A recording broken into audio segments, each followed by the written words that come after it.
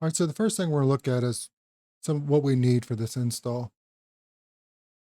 One of the first things you need to do is go ahead and just create an account with Arista. And if you go to this web page here, uh, Arista NG Firewall, and you can go ahead and sign up for an account.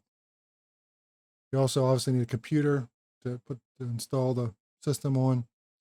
It needs 2 network cards, 2 NICs, your WAN, your LAN. You need a hard drive, preferably a solid state, memory, and a processor. And on the next page, we'll look at the requirements for these. You need a flash drive, at least 1 gig or higher, and also an ISP, internet service provider, so we can test everything and get it going. So you need the router, and also you need another computer, another laptop, or another computer hooked to on your LAN side, so we can do more configurations and test the system. So here you see on their wiki page, you can see that they've got the hardware requirements. So they have it's done by how many devices you plan to have, and that, depending on how many devices, this is what kind of processor, how many cores, and memory, hard drive that they recommend. But let's look at some scenarios. Here's one system I've got going, the low traffic, only 22 devices.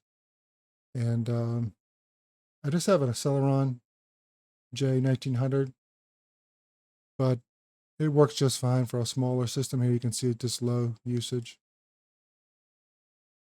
But let's look at another scenario here. Is a little bit larger system, and I got an i3 on this one, and but it's got 155 devices, and you can see the speed here is we'll talk about this. They do it in kilobytes, and normally we think in megabits per second.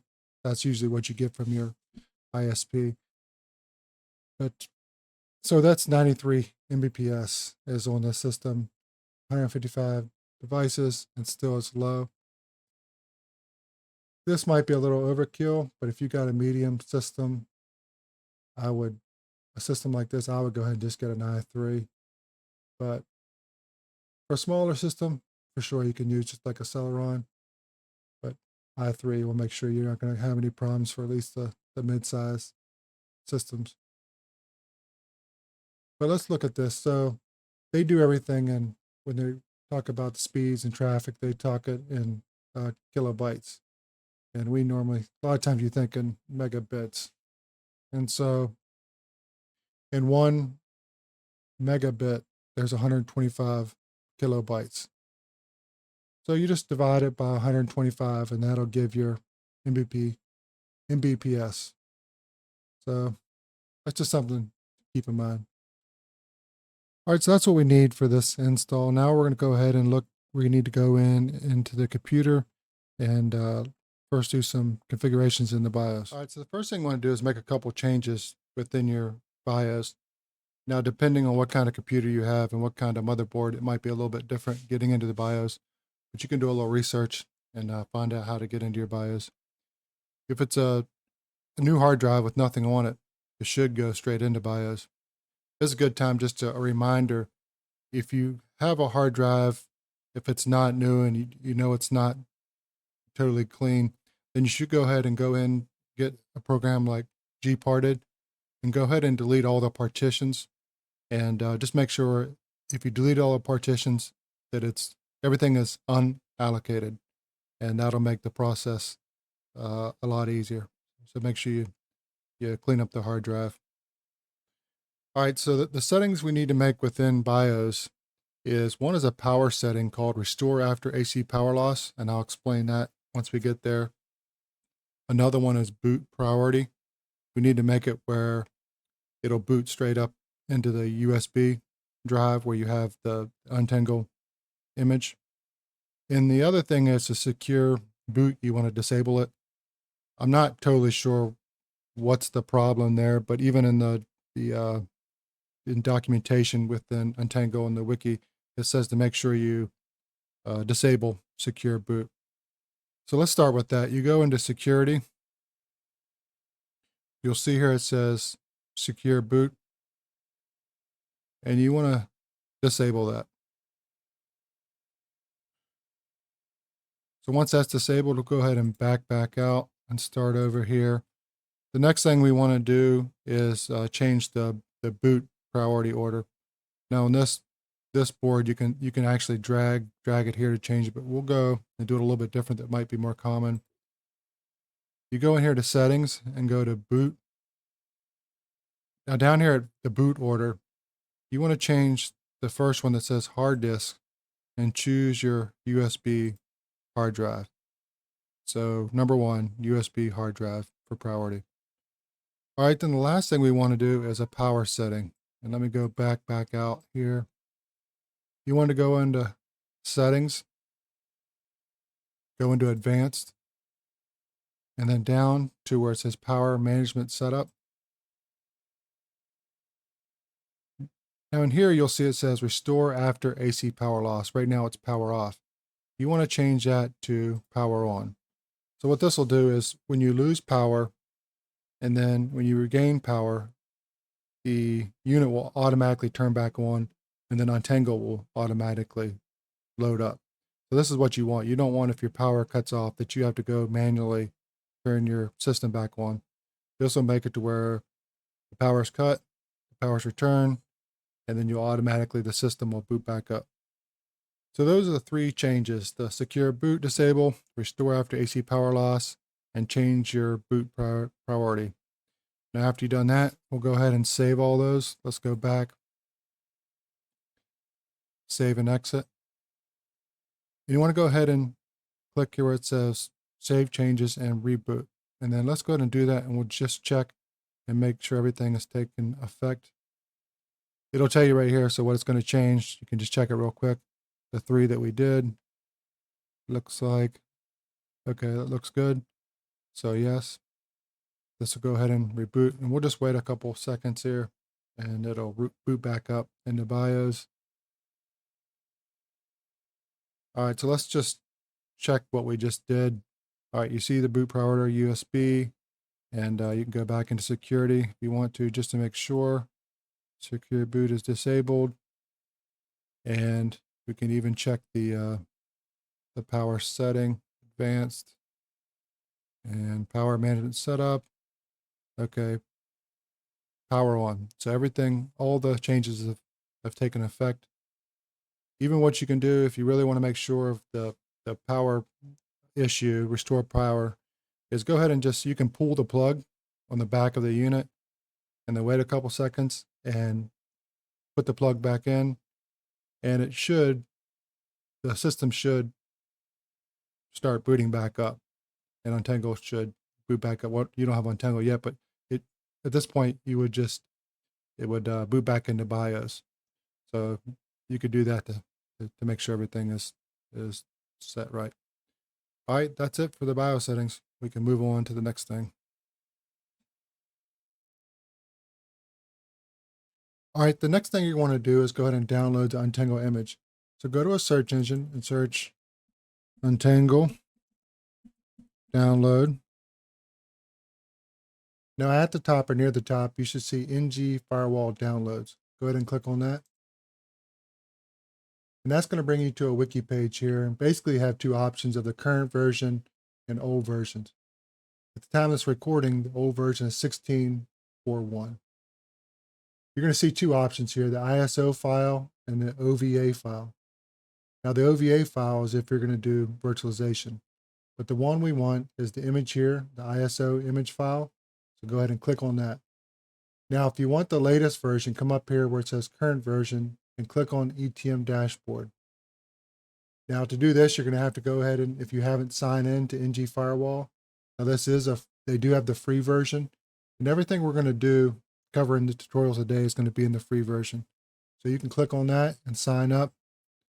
And it's going to bring you to a page, a portal that looks like this.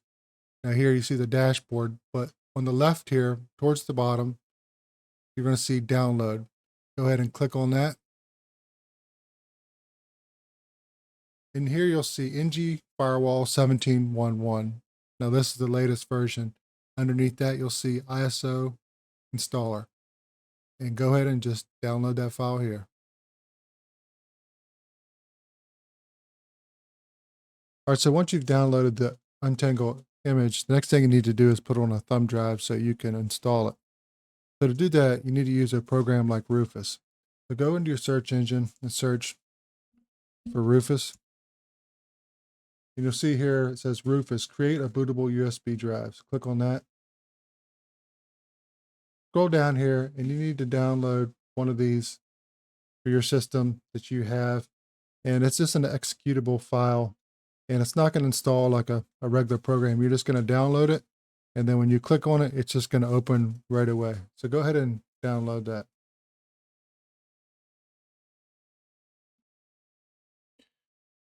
All right, so once you've downloaded Rufus, you need to go ahead and run the program. So just double click on that. It should pop up here. All right, at the top of the program here, you see device. You need to go ahead and select the USB drive that you've put the Untangle image on. So I've got it selected here.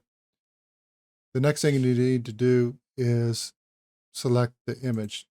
So I've downloaded the image here. I'm going to go ahead and select the 1641. The partition scheme, keep that at MBR and keep everything else the same here.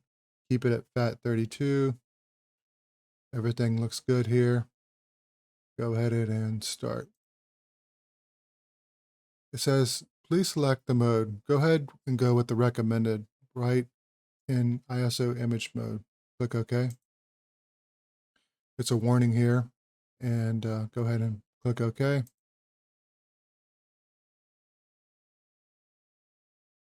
All right, this is going to take a few minutes, and we'll just come back once that's done. All right, so once that's finished, you should see here the status says ready. And you go ahead and close that out, and we'll move to the next thing. All right, so once we've done all that, now we're ready to go ahead and install the Untangle image. So once we should go ahead and put our USB drive in with the Untangle image on it. And we're ready to go ahead and reboot the system and start installing. So if you're in BIOS, we'll just close this out. And if your computer is already off, we'll go ahead and boot it up. And it should boot right up into the USB drive. So let's go ahead and do that. Should just take a moment here.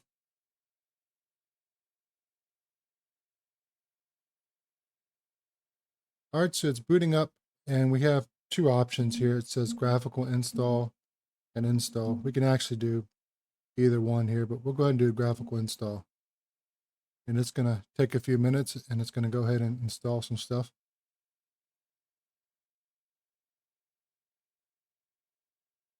All right, at this point it says force UEFI installation. We're going to go ahead and choose yes, and we'll go ahead and continue.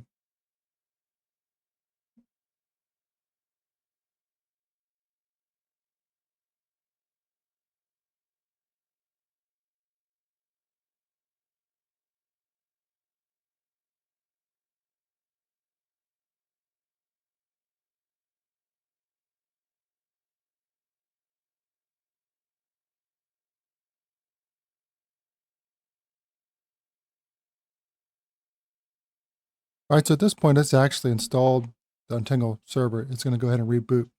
And it's going to come up to a menu here. We're going to try to catch it here. All right. So you see this menu here. When you first click on it, when the screen first comes up, this menu after it's booted up, go ahead and just press the arrow key down a couple times just to get it. If you leave it alone, it'll automatically choose that first option, and it doesn't take very long either.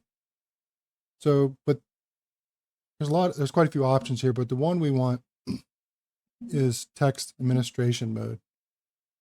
This top one here, so the server's been installed. Now it's going to prepare to go ahead and start the server.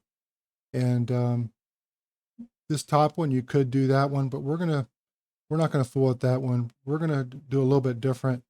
And actually, once we get the server started and just check a couple configurations, we're going to go to another computer that's hooked to the Untangle system and configure it from there, because that's pretty much how you're going to do it anyways later. You're rarely going to come back to the actual computer you have hooked up to. You could, but it's better if once you get it hooked up, you can log into on the IP address of the server and configure it and mess with it from anywhere. So, but anyways, go down here to text administration mode, and you're going to see how, okay, the server's going to go ahead and start boot up.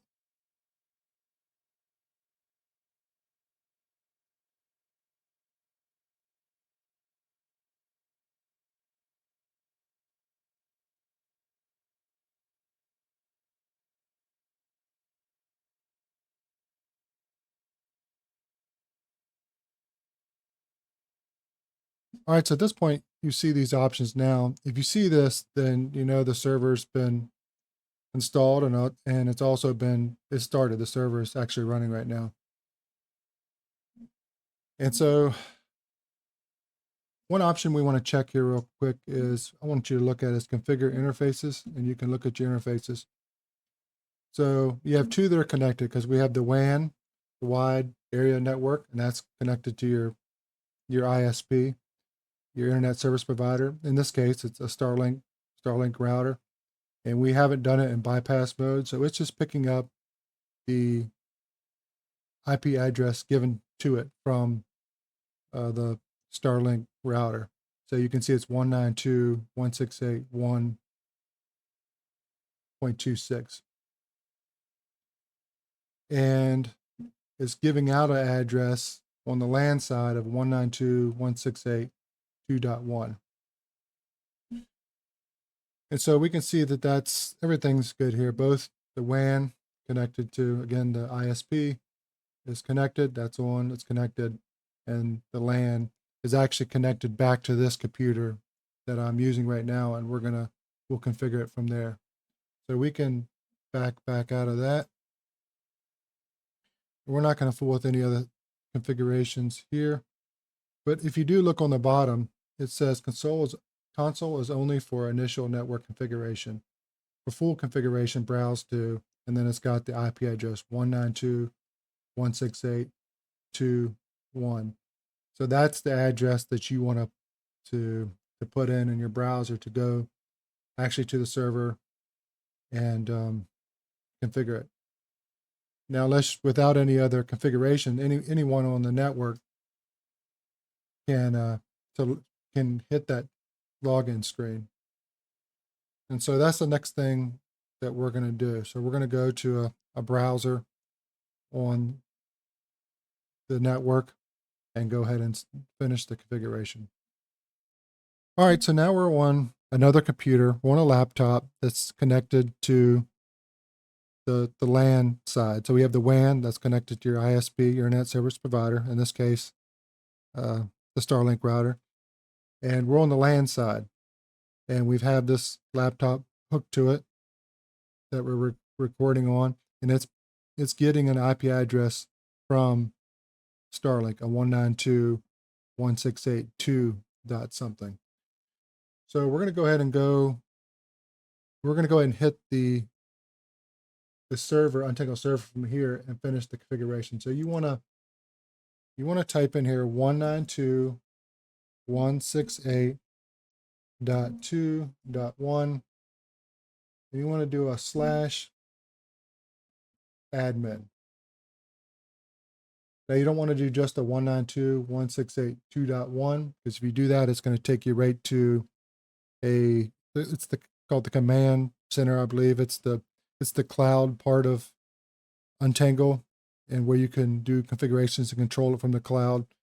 But we're not going to fool with that right now. We can do that a little bit later. So we'll just do this. And now this is going to bring you straight to the Untangle server. So the username here it has admin as the default.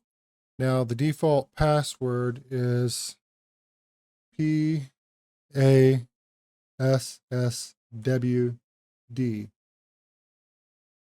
And you're going to go ahead and log in. Again, that's PASSWD, and that's all lowercase. And once we get in here, we can change that password. So we're going to go ahead and log in. And this might take a few moments. All right, it says, congratulations, blah, blah, blah. We're going to go ahead and continue. All right, at this point, it's going to ask you to go ahead and log in. And we're going to actually go ahead and do that. And the reason we're going to do that is because you want to go ahead and connect to Untangle. So you should have already set up an account with them and got a username and password. And we're going to do that because once you get into the server, it's not going to let you install any of the applications on the server. It'll just be bare until you go through this. So you might as well go ahead and do it now. So we'll go ahead and put our information in here.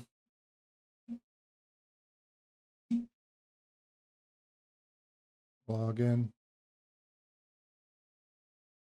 And it says your account is configured and Untangle is ready to be configured. Continue.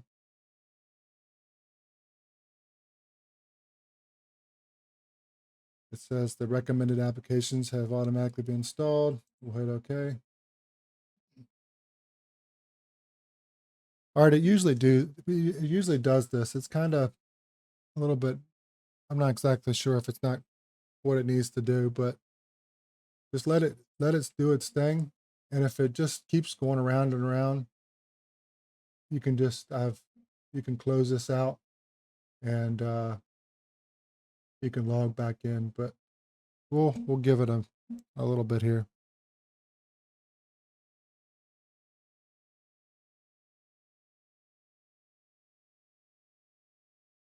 All right, so that took a minute or so, but we're in here to the server, and then we can start making some configurations. First, you can go to apps. All right, now you can see, once you click on apps, you can see all the different apps you have available here. And again, if you hadn't signed in, if you just close that out when the screen came up to sign in for Untangle, these wouldn't be here, and it won't let you install apps. So you've got to do that to get the apps.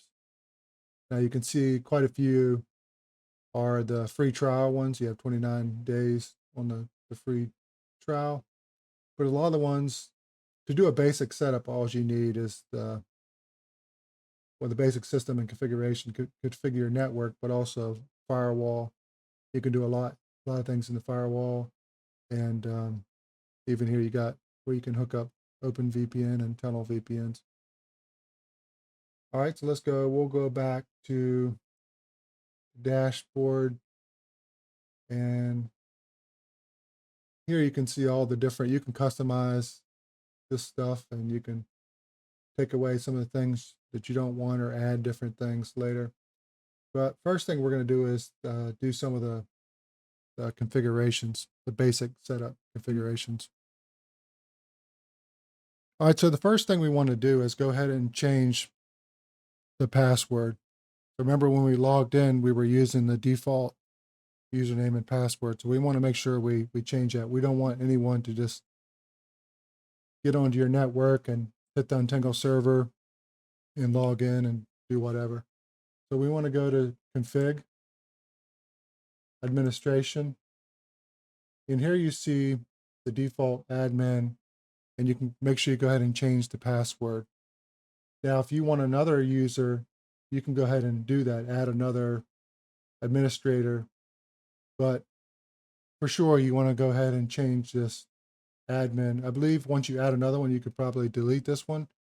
But for sure, just go ahead and change this admin.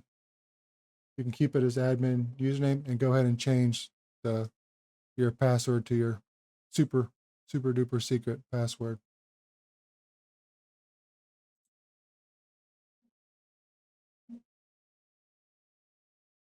All right, the next thing we want to do is check out the network configurations.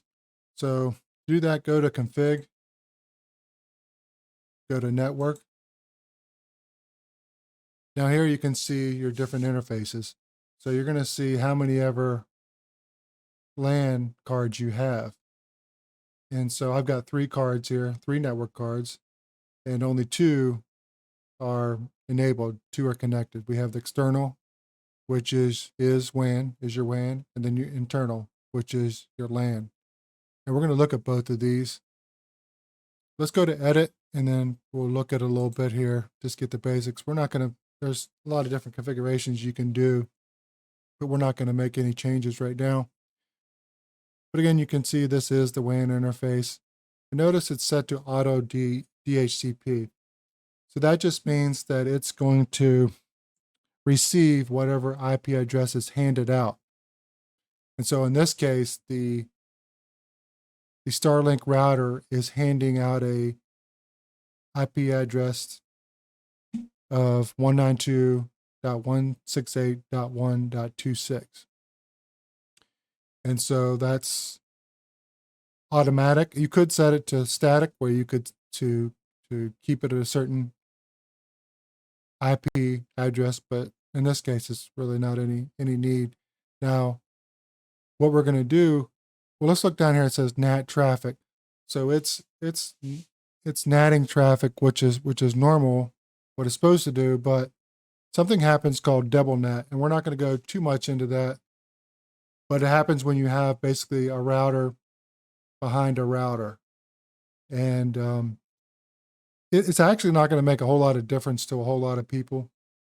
It will if you're doing different things, especially I think like if you're doing like some port forwarding and stuff like that, you might have some issues and some other things.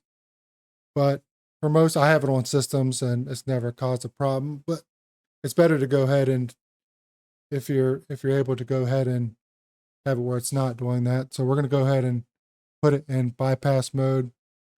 But again, if you don't, it's not a big deal for most people. Everything will work just fine. So that's it for here. That's the WAN. Now let's go here and look at the LAN part. Okay, it's labeled internal. I might as well just, I mean, you can name it something else, but that explains what it is. And here is the IP address. So this is the first IP address, and it's going to hand out, the DHCP server is going to hand out in a range, in this range.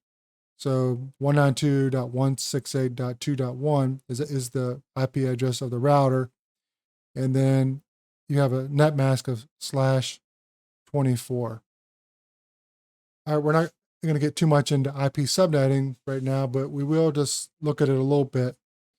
And so we'll go to a website, like you can search IP calculator and you'll see some different options, and pull one up and we'll look at this. So the IP address is 192.168.2.1. And you put it whatever net mask it is. So remember here it's a /24. So we put in 24 and then calculate.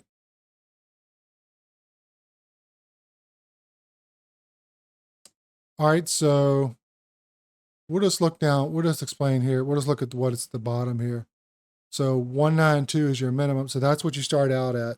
That's the router IP address. And with the /24, it'll go up to 2.254. So you have 254 IP addresses.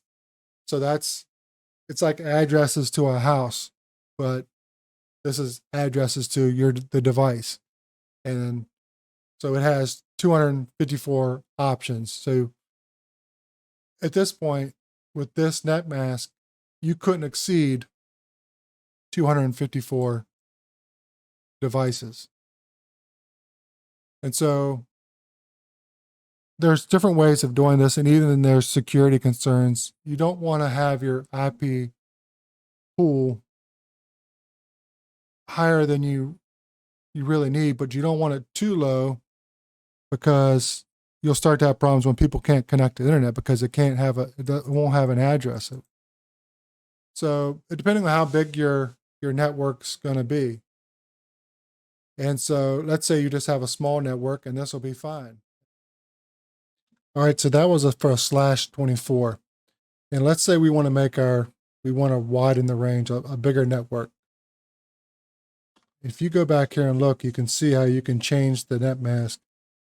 Well, if you lower the number after the slash, actually you increase the number.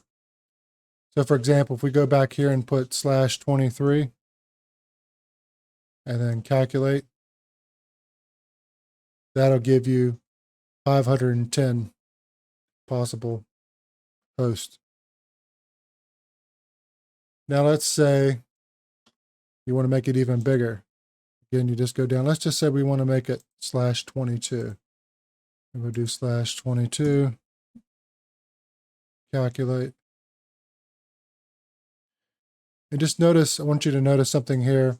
So now you have 1,022 possible. It could hand out 1,022 IP addresses. You can have that many devices connected. But just notice here, it actually goes back. So it's going back into 192.168.0.1. So you have from here, starting at this range, and then going to here. So it's just something to keep in mind when you're doing subnetting. So let's say you just want to you're going to have not a very big network, but not too small either. So you just want to do a /23. You got 510. So we'll go back to this. We're going to change that to /23.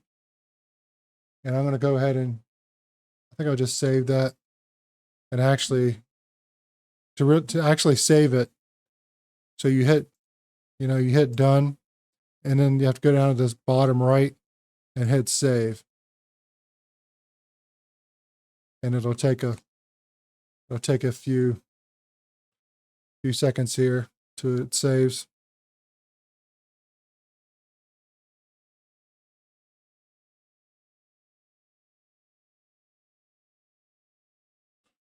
All right, so it says that's been saved. It actually restarts the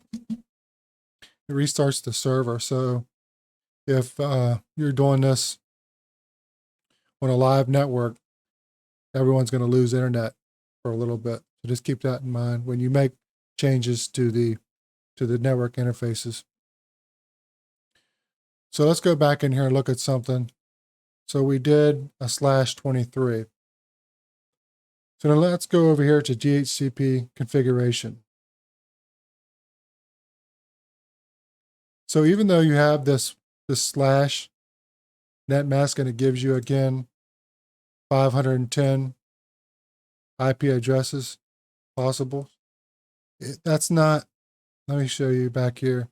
When you go to DHCP configuration, you actually you can change the pool.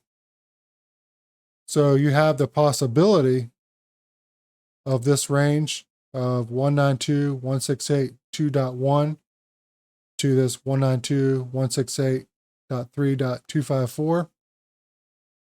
But here in DHCP configuration, you actually set the pool range. So by default, when we set it, it goes from 192.168.2.100 to 192.168.2.200. So you could change this. So right now it has 100. You could change that to, you could just make it until 3.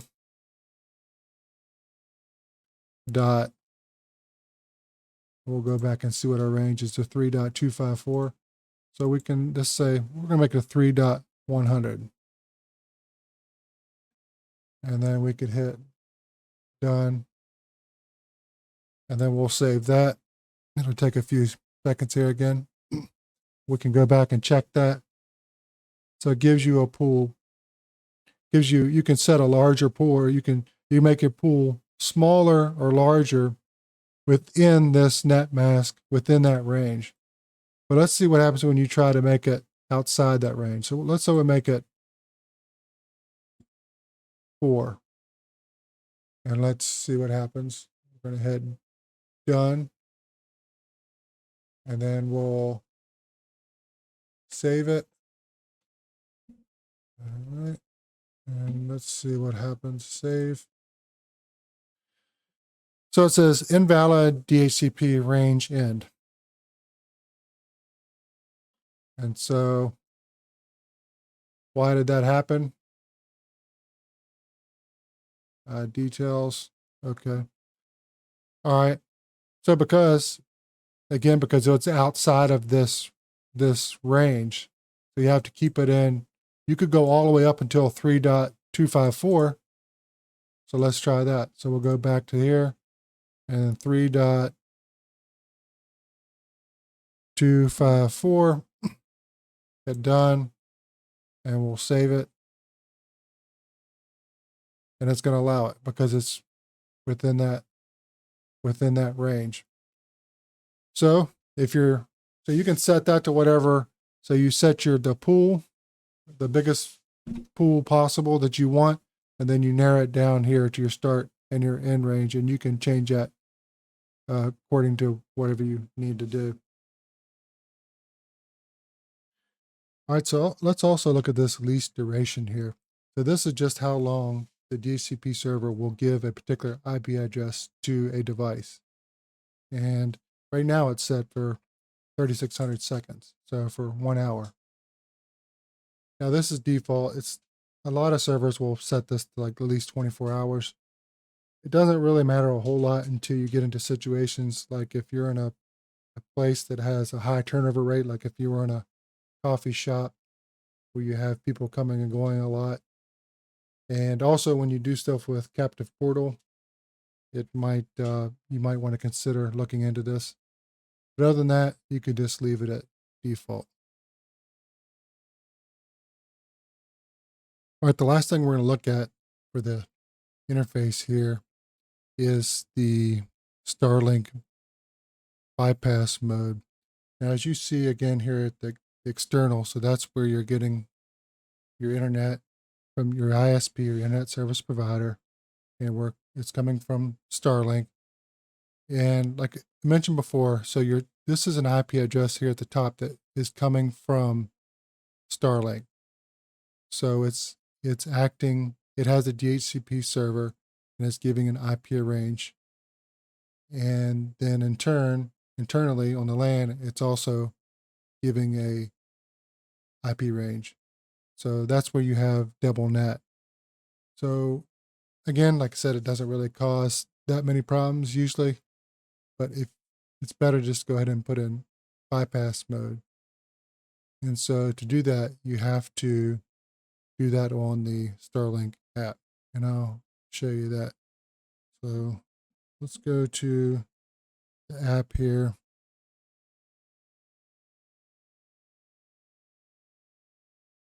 You need to go down to settings and then scroll down here. You'll see bypass mode and it says slide to bypass.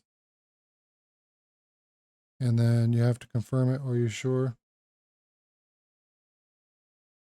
And then it'll take all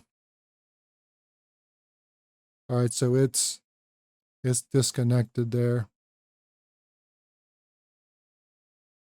So now let's go back to Untangle and see what has happened.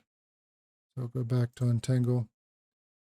All right, right now you still see the same address here, but if you go into edit and then renew DHCP lease, and if you hit that, and let's see what happens here.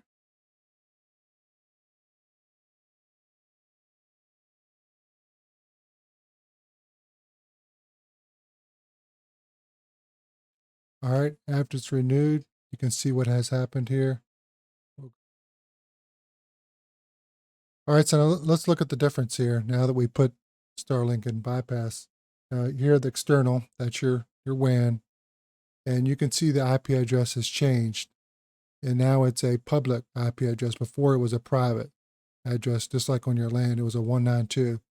So your private addresses are like 192 and 172 and 10 dot, but now it's a public IP address, and that's actually the IP address given to the Starlink, your Starlink terminal. And so now you know for sure it's in bypass mode and it's not double netting.